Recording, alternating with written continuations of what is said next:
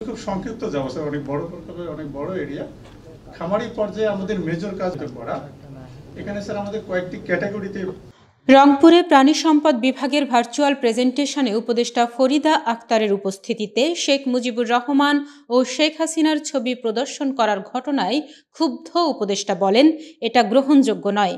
ফ্যাসিবাদের অনেক রূপ আমরা লক্ষ্য করছি।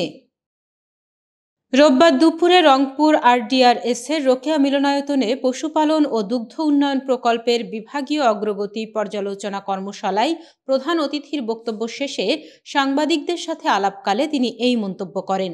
পরে উপদেষ্টা সাংবাদিকদের জানান, ফ্যাসিবাদের অনেক রূপ এখনও বিদ্যমান, আজকের ঘটনাও তারই প্রতিফলন, বিষয়টি তদন্ত করা হবে। অবমাননাকর, এটা যথেষ্ট অবমাননাকর।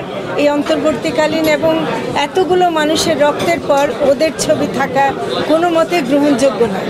আমাকে তিনি জানিয়েছেন যে এটা ভুলক্রমে হয়ে গেছে, তিনি ক্ষমা চেয়েছেন। কাজে আমি বলবো যে সেটা ভুলক্রমে হয়েছে বলেই জেনেছি এবং উনি ক্ষমা চেয়েছেন।